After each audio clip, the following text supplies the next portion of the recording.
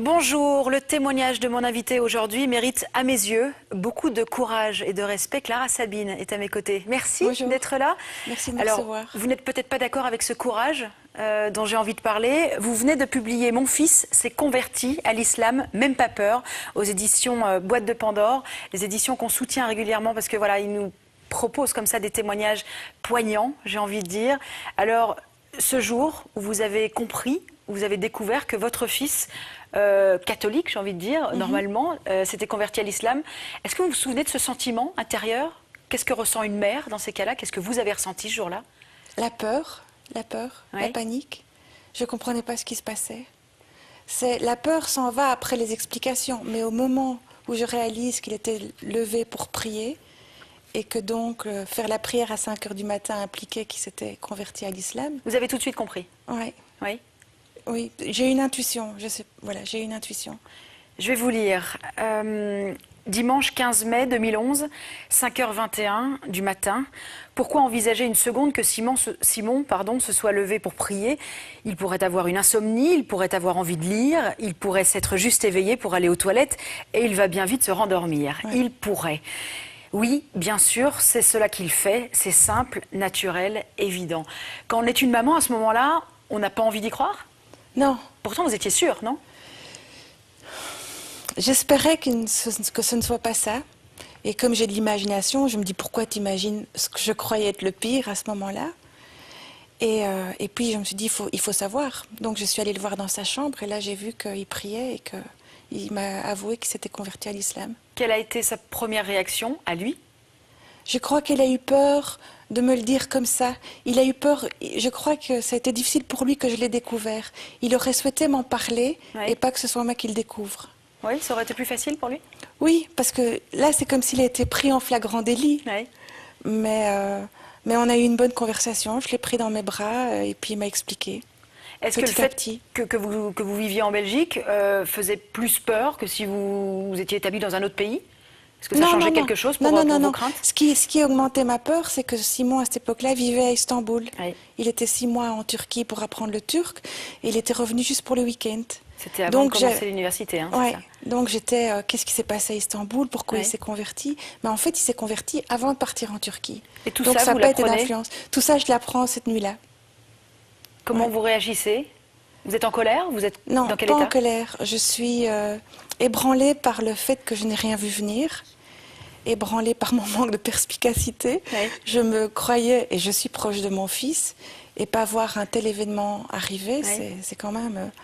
comme quoi on croit savoir et on ne sait pas. On croit connaître ses enfants, on ne les connaît pas. Pas complètement en tout cas. Est-ce que c'est ça justement qui vous a pas toujours fait garder ce joli lien avec lui? Donc vous avez un autre fils qui s'appelle Thibaut. Oui. Est-ce que c'est justement pas ça qui vous a sauvé? C'est d'avoir toujours confiance et d'avoir toujours cette belle communication avec lui? Du coup, pour comprendre ce qui s'était passé. C'est indispensable, garder la communication. Ouais. On peut ne pas être d'accord, et je ne suis pas d'accord avec tout, et je crois que tous les parents ne sont pas d'accord avec tout, mais nos enfants ont besoin de nous, ils ont besoin de nous malgré leur choix, quel que soit leur choix, ils ont besoin qu'on se tienne à côté d'eux. Donc ça, on a gardé, bien sûr. Vous deviez le comprendre? Oui, pour ne plus avoir peur. Oui. Vous aviez peur de quoi au début? On a peur de quoi quand on réalise que son fils se convertit à l'islam? Peur qu'il change. Qu'est-ce qui va changer en lui? Oui. Peur de l'islam que je ne connais pas. Qu'est-ce que ça veut dire être converti à l'islam? Vous êtes renseigné sur cette religion du coup? J'ai lu, j'ai commencé par lire, il m'a conseillé des livres. Le premier livre qu'il m'a donné, c'était un livre Islam et terrorisme. Comme ça, pour bien me faire comprendre qu'il n'y avait aucun lien. Oui. C'était malin de sa part. Est-ce que c'est ça, le problème justement? C'est ça qui flotte dans l'esprit des gens? Je crois que c'est... Inconsciemment, oui, même si j'ai toujours su que Simon ne serait jamais un terroriste. C'est ce qui flotte, c'est quelles sont les influences négatives autour de lui. Est-ce qu'il y en a? Oui. Vous avez justement cherché à parler à ses proches. Après avoir lu, j'ai cherché à rencontrer ses proches et c'est ce que j'ai fait. Et ça m'a rassurée tout de suite. C'est vrai? Des gens merveilleux. Ça m'a rassurée tout de suite. En quoi ils vous ont rassuré, ces gens? Ce sont des gens comme vous et moi. Oui. Des gens simples, des gens qui s'impliquent dans leur communauté, qui s'entraident, qui prient. La prière n'a rien de mauvais. Il ne faut pas prier pour être bon, mais ceux qui prient ne sont pas nécessairement mauvais. Oui, c'est ça. Voilà. Des gens simples. Et la famille, grande importance de la famille, le respect de la mère, le respect de l'autre, des belles valeurs. Est-ce qu'aujourd'hui, avec quelques années de recul, Oui. vous vous souriez sur ce qui vous est arrivé, vous vous félicitez d'avoir agi de cette manière? Non, je me félicite pas. Aujourd'hui, je trouve qu'on vit une belle aventure. Ouais. Je suis heureuse de m'être intéressée à la communauté musulmane, ce que je n'avais pas fait plus tôt, ce qui est quand même aberrant, parce qu'on vit les uns à côté des autres et je me suis jamais intéressée à eux. Maintenant, c'est fait et c'est une belle aventure et ça continue. Est-ce qu'aujourd'hui, vous avez compris le pourquoi il a voulu se convertir? Ah oui, oui, oui, bien sûr, il m'a expliqué. Pour lui, c'est un cheminement spirituel, vraiment. Il a lu l'Ancien Il a été choisi pour lui? On est venu le chercher? Oh, il ne dit pas comme ça. Il a lu, il a rencontré les gens, il a réfléchi. Il est plus dans le... Moi, j'ai une foi d'enfant. Je ne me pose pas de questions théologiques. Simon s'est posé des questions théologiques. Et il a trouvé les réponses qu'il cherchait dans le Coran. Et c'était comme une évidence? Pour lui, oui. Oui. Oui. Et lui, il ne va pas dire qu'il a été appelé ou que Dieu l'a cherché. Il va dire, Dieu a mis sur mon chemin les personnes qui font que j'ai fait ce choix. Et alors aujourd'hui, vous sortez ce livre. Vous avez toujours écrit, hein, c'est le premier livre que vous publiez. Oui. Vous voyez comme quoi il fallait que ça vous Étonnant. arrive. C'est peut-être le destin. Étonnant. Comment Chemin étonnant. Simon a-t-il réagi justement à la publication de ce livre? Simon était en blocus, il a eu ses examens, donc je ne lui en ai pas parlé. Et puis il est parti en vacances, je ne lui en ai pas parlé. Et il est juste rentré dimanche pour découvrir Closer, donc ça l'a fait rire. Ça l'a fait rire et voilà, il est content d'être en dehors de ça. Mais il vous avait donné la permission Bien au préalable. sûr, je ne l'aurais pas publié sans sa permission, bien sûr. Comment il va aujourd'hui? Très bien. Comment il vit avec cette Il est religion? serein, il est heureux, il est bon, il va bien.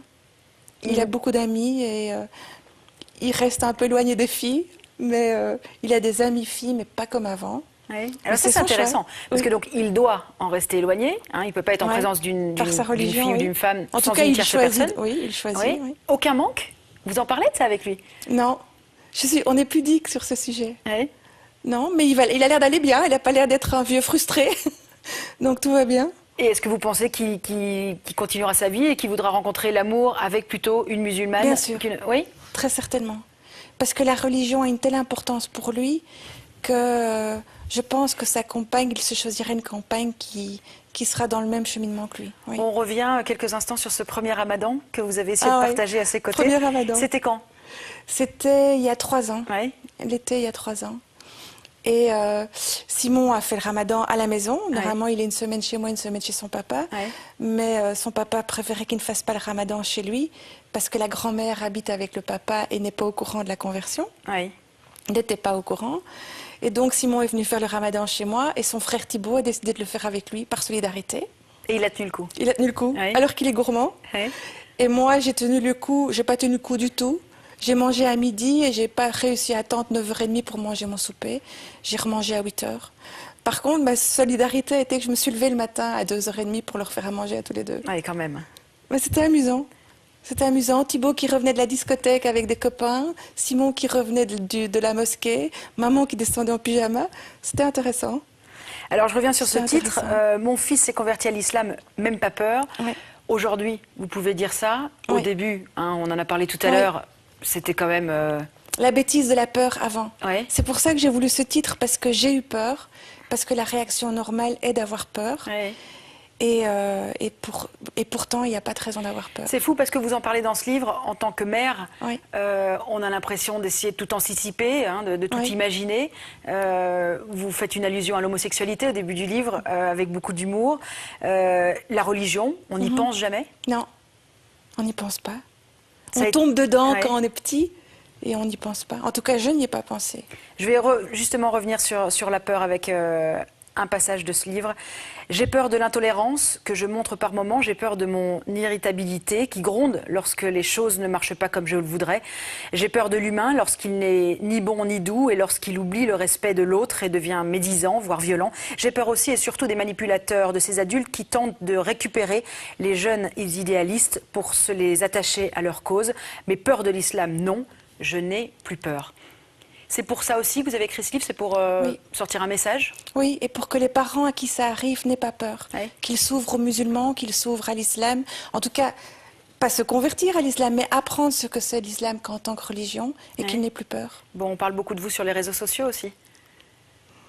Du moment que la ça fasse communauté lire, musulmane. Un mot pour la communauté musulmane. La communauté musulmane, ça lui fait plaisir ce livre et je m'y attendais pas. C'est vrai, hein? Oui. Vous pensiez vous adresser plutôt aux non-musulmans et finalement c'est la communauté musulmane qui vous salue et qui vous remercie finalement. Parce que quoi? Parce que vous redorez cette belle religion. Parce que c'est un autre point de vue sur la religion. Mais moi j'aimerais que les non-musulmans le lisent pour s'ouvrir à la communauté musulmane. C'était ça mon objectif au départ. Et il est encore là. Et bien c'est pour ça qu'on était là aujourd'hui. Merci beaucoup. Je rappelle l'actualité de Clara Sabine. Mon fils s'est converti à l'islam, même pas peur. C'est donc aux éditions de la boîte de Pandore. Pour obtenir ce livre, vous le savez, il faut nous envoyer soit un mail à faf@rtl.be, soit vos coordonnées par message privé sur notre page Facebook. Merci. Je vais vous demander de signer. Signez-nous ce livre. On va l'offrir. Ah oui, vous en avez même encore. Vous pouvez même en signer deux. Comme ça, on va en offrir deux. On fera 2 heureux. Le temps pour moi, en tout cas, d'aborder l'autre actualité du jour. Aujourd'hui, c'est la journée mondiale contre le cancer. L'occasion, en tout cas, de vous présenter ce livre, Stress et cancer. Voilà, l'affiche va venir bientôt. Voilà, c'est lui. Stress et cancer aux éditions de Bock. Ivan Viard, qui signe cet ouvrage, est docteur en psychologie. Elle s'intéresse aux effets du stress psychique sur la santé physique en relation avec les personnalités liées au passé de chacun.